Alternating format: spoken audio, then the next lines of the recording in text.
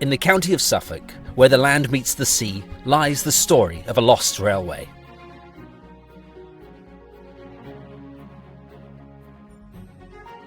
This is the tale of a remarkable narrow gauge line that connected the bustling market town of Halesworth to the picturesque coastal town of Southwold. Much of the railway continues to hide in plain sight, allowing its tale to be told both in the present and in the past. So from the sky and from the land, from archive footage and from historical photographs, we can chart the people, the places, and the legacy of this line. Join me, then, as we steam to the sea and let the Southwold Railway story unfold.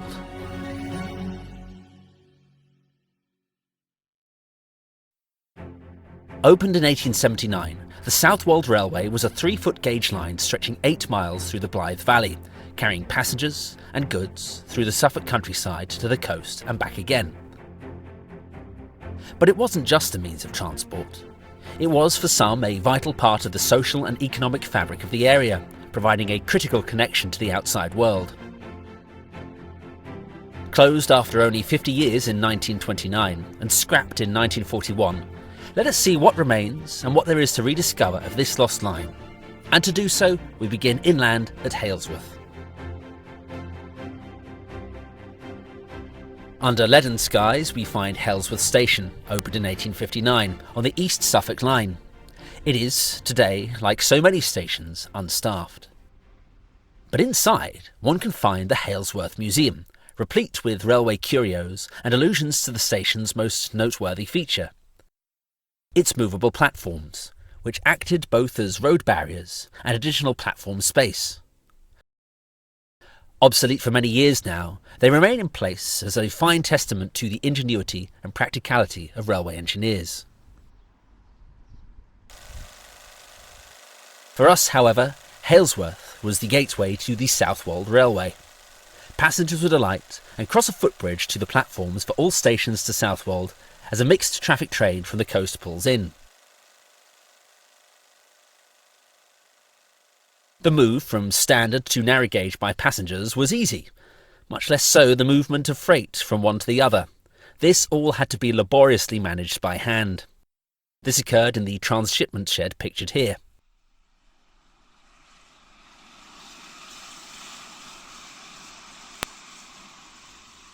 Approximately the same view today. Time to leave, and so begin our journey.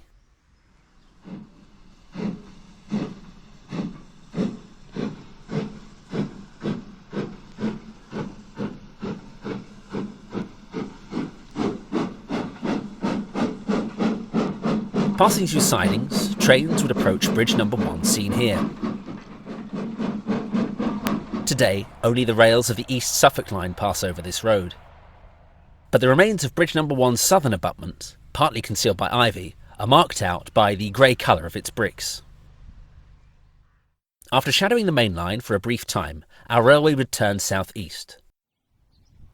And surprisingly, we find for the first, but not the last time on our journey, rails have returned to the alignment, thanks to the Halesworth and Southwold Railway Society. On the day of filming, volunteers were clearing weeds from the track atop bridge number 2, over which the railway crossed.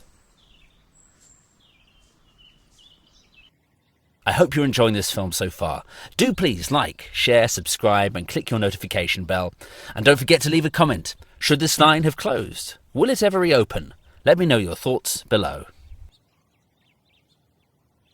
We can see here where volunteers have revealed the site of the Halesworth engine shed and excavated the ashing outcome inspection pit.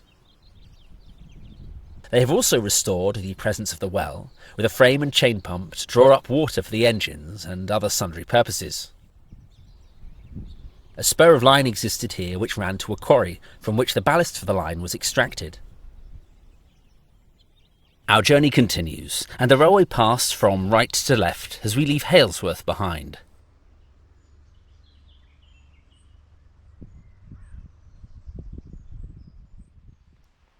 Here the parapets of Bridge No. 4, Bridge, as a summer shower passes over and rains down upon us.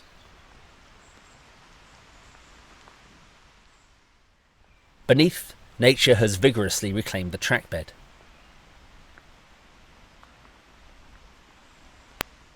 Taking a long southerly curve, the railway crossed this bridge near Wenhaston Mill.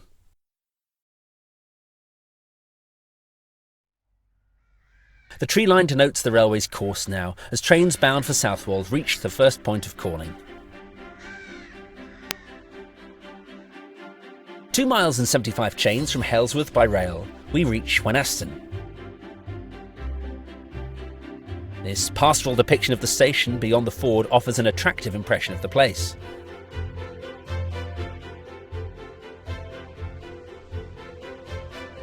Which we can roughly recreate, sans the artistic flourishes.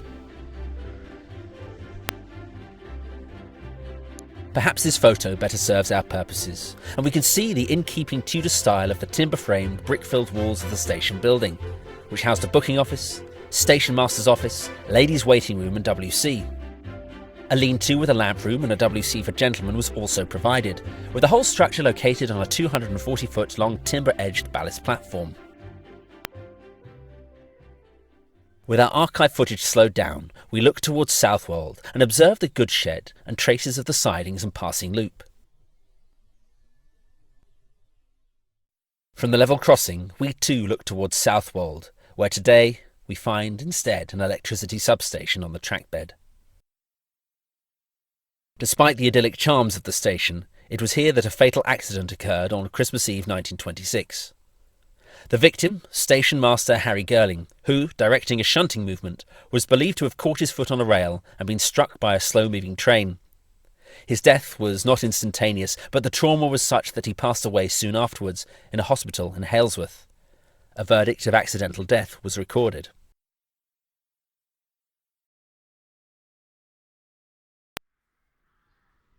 Adjacent the station site, this mock-up crossing gate has been erected by the Southwold Railway Trust, whose ambitions here are to restore Wenhaston station and lay half a mile of track, subject, as these things always are, to funding and the outcome of planning applications.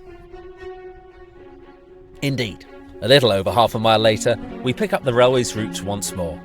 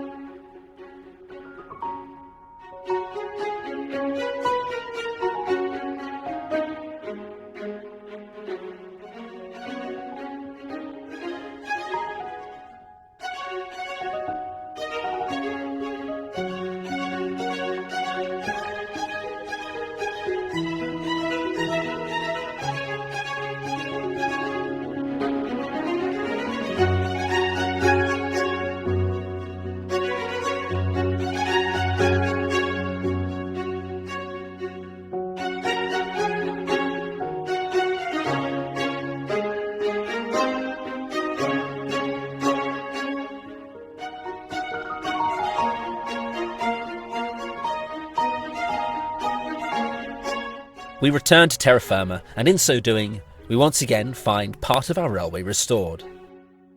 Located 4 miles and 70 chains by rail from Halesworth, this is the site of Blythburgh Station. Taken from the bridge over the River Blythe, this panorama shows the aforesaid church, with the station to the left of the picture and goods facilities to the right. Closer still, and we see one of the line's locomotives idling in the platform. And from the track, the view towards Southwold. Barring some minor differences, the station building was very similar to that of Wenhaston. The building to the left of the picture was a manure shed. So it is that, once again, steps have been taken by the Halesworth and Southwold Narrow Gauge Railway Society to reverse the fortunes of the line here. It is a most impressive effort. The coal shed, for many years in a very poor condition, has also been restored. Let's take a moment to consider the locomotives which plied their trade on this railway. 5 engines operated on the route over the course of its lifetime. There were 2 No. 1 locomotives, both named Southwold, with the first of these being returned to the makers of all the engines, Sharp, Stewart & Co., whereafter a replacement No. 1, bearing the same name as its predecessor, but with a few tweaks and modifications, worked the line. No. 2 locomotive was Halesworth, and No. 3, Blythe. Engine use was rotated, with one operating out of Southwold, one out of Halesworth, and the other being kept in reserve. Joining them later in 1914 was No. 4, Wenhaston, built in anticipation of heavy traffic from the Harbour Branch. More on that later. As to their fates, the original No. 1 locomotive was shipped to work the Santa Marta Railway in Colombia. The second No. 1 was withdrawn from service in 1928 and scrapped in situ outside Southwold Shed in 1929. No. 3, Blythe, was left to decay in Halesworth Shed after the line's closure. No. 4, Wenhaston, remained at Halesworth before being scrapped to aid the war effort in 1941, a fate also met by No. 2, Halesworth, in the same year. Onwards now. And this is where the railway once passed beneath the road, and, at this roughly halfway point, the character of the landscape changes quite dramatically upon entering the marshes of the River Blythe.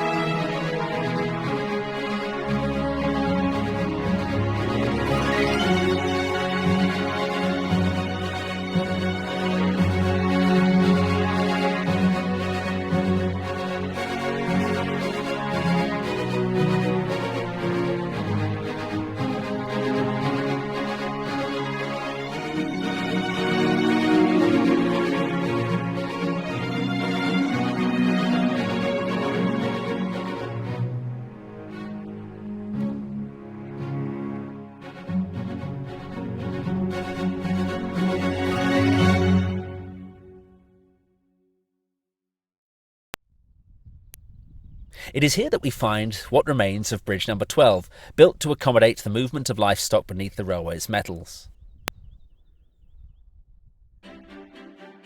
From the open pasture of the common, the railway made way into a cutting.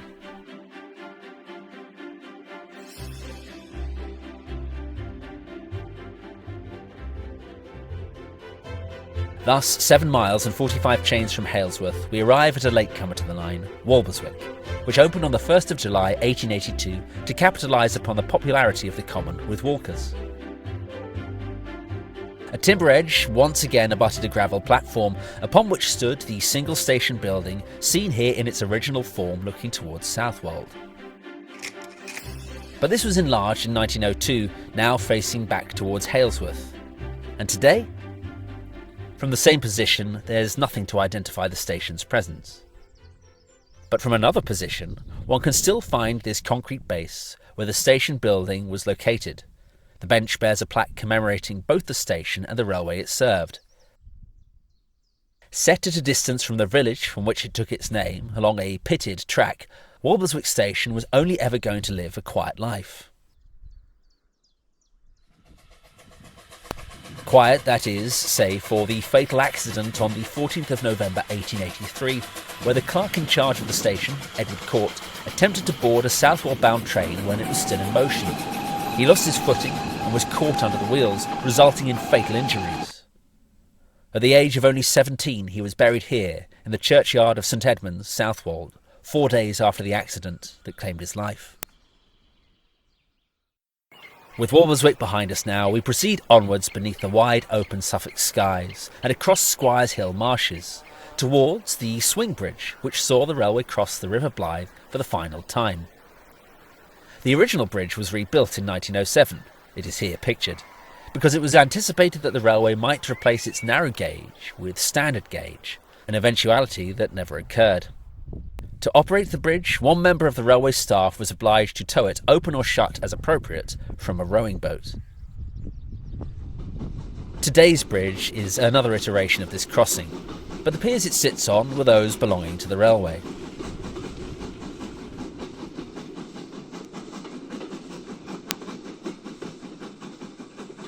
Permit me a brief diversion now, as we approach our final point of calling. For it was here that a junction and spur of line were added to serve Southwold Harbour.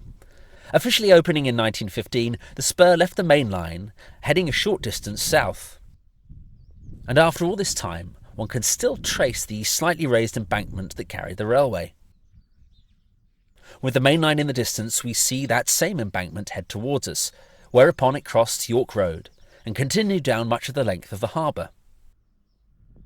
Unfortunately, the presence of this spur did little to enhance the importance of either the line or the harbour, instead only adding to the railway's financial woes.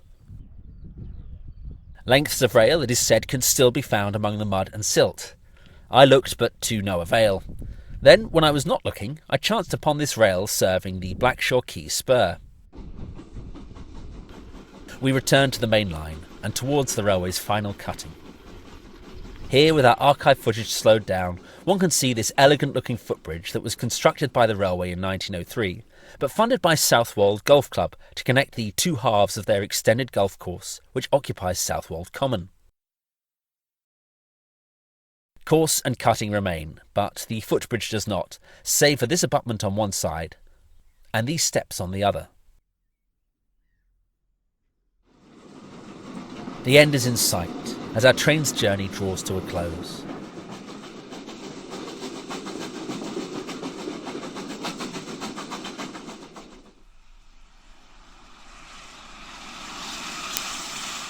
So it is, after 8 miles and 63 chains, we arrive at our terminus, Southwold.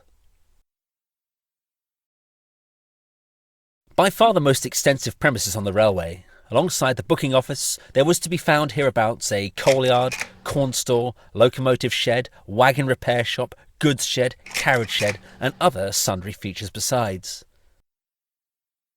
Today, there is nothing. For many years on its site has sat a police station, but this too has ceased to operate. But perhaps all is not lost, for to the west of the former Southwold station, the Southwold Railway Trust has opened its steamworks, with its own miniature railway and its efforts to keep the memory of the former line to Halesworth alive. And indeed, the archive footage that has been our companion on this journey goes a long way to resurrect the line before our eyes. Why, then, did this railway close? Several factors are here at play. The Southwold Railway struggled financially throughout its existence. High operating costs and insufficient revenue led to a continuous financial strain, making it difficult to sustain operations. Add to this the rise of road transport, including buses and cars, which provided more flexible and often faster alternatives to rail travel. Indeed, the railway relied significantly on freight traffic. As road transport became more efficient and accessible, many businesses shifted their freight operations to trucks, further decreasing the railway's income. There were also events beyond the railway's control. The economic conditions of the time, including the impact of World War I and the subsequent economic downturn, only exacerbated the financial issues faced by the railway. The combination of these factors then, and others besides, led to the eventual closure of the Southwold Railway on April 11th, 1929, whereafter it was packed up and left to rot.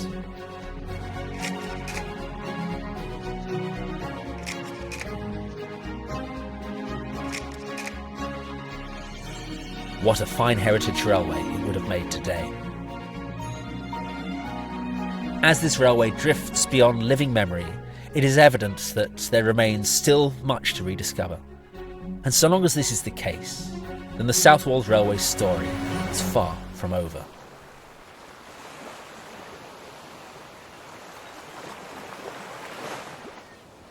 I hope you enjoyed this film. Please do like, share, comment, subscribe, click your notification bell, and you might even consider buying me a coffee. Details in the description below. And I hope that you can join me again so that we may continue rediscovering lost railways.